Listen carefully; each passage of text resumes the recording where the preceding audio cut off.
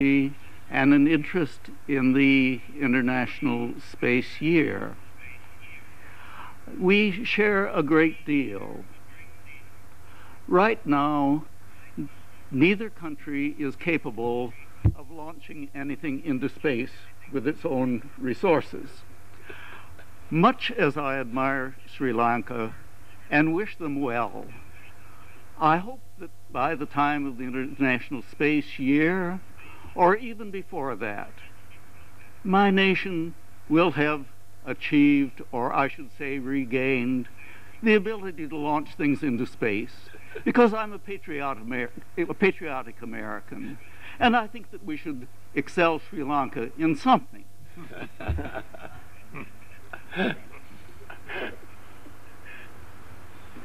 Mr. Hawley, do you have a reaction? Well, in fact, I agree with a lot of the comments that have been coming over the satellite beam here. I think one of the most exciting things about International Space University's reception by the world has been in the third world, in developing nations, that not only has Sri Lanka taken an interest in the first year, but they've taken an active interest in guiding this institution as it develops. Other countries also, the People's Republic of China, Kenya, are sending students to the first session of ISU. And I think that reflects, as people have mentioned, this multidisciplinary approach now to outer space that really is essential. We've moved beyond just rocket technology as the center of the space activity.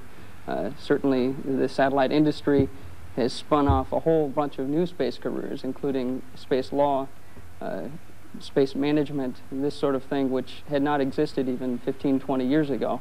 Now these are careers that students can go into, and through the International Space University, we hope to have a center for bringing those like-minded students from around the world to study together, I think to gain a new picture of what the world is really like, and to go away and accelerate their nation's activities related to outer space and high technology in general. And I'm actually very thrilled to be hearing the comments that have been coming through about International Space University today.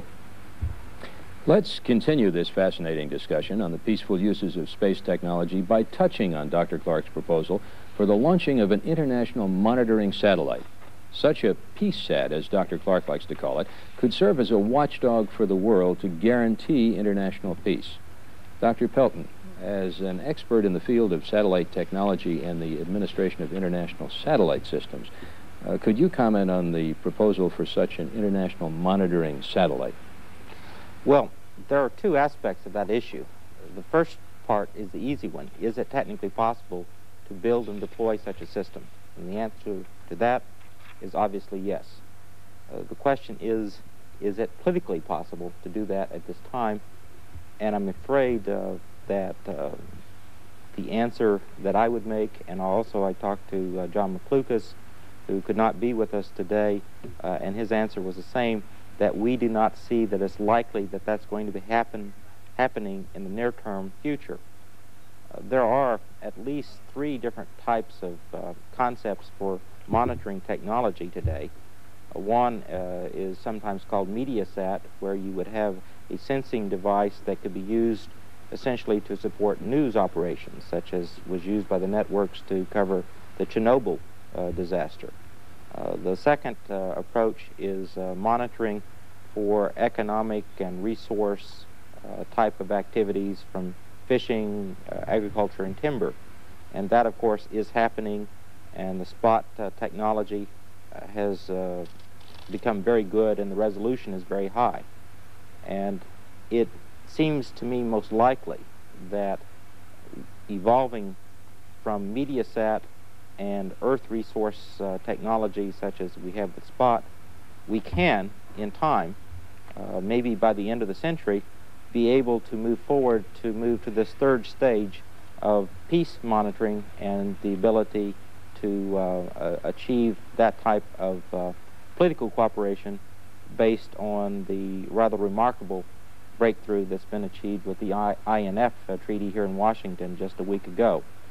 So I think the idea is a good one. I think the prospects are good, but I also have the feeling that we are a decade or so away, which I guess with Arthur Clarke is very good, because usually his visions are 20 to 30 years ahead of the time rather than 10 to 15. Thank you, Dr. Pelt. Now to Colombo for some comments by Dr. Clark. Well, first of all, I'd like to make it clear that the International Monitoring Satellite was originally an idea of the French government and has been heavily promoted by Howard Kurtz here in Washington, and I'm grateful to him. I would like to, if I may be allowed, to make a brief commercial. And let me quote a passage from Odyssey 3. The age of transparency had dawned in the 1990s when enterprising news media had started to launch photographic satellites with resolutions comparable to those that the military had possessed for decades. The Pentagon and the Kremlin were furious, but they were no match for Reuters, Associated Press, and the unsleeping 24-hour-a-day cameras of the Orbital News Service.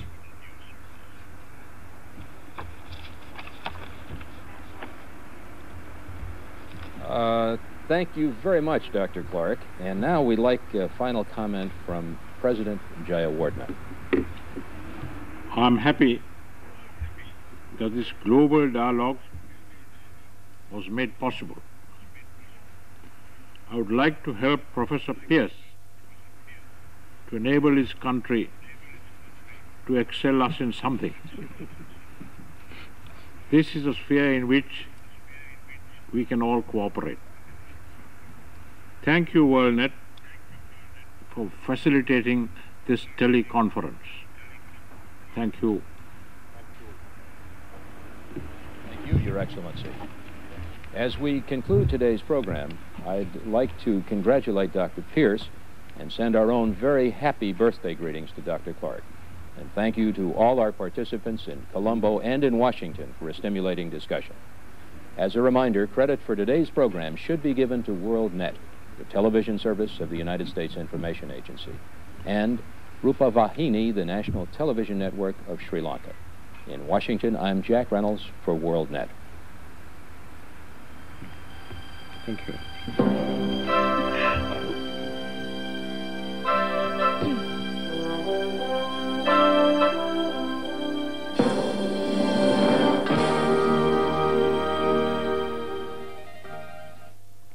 You have just witnessed a live teleconference from Washington on the occasion of the Arthur C. Clarke Award and Lecture Ceremony in honor of this year's recipient, Dr. John Robinson Pierce. The occasion was also the 70th birthday of Dr. Clarke. Thank you for joining us, and from the BMICH, let me hand you back to our studios.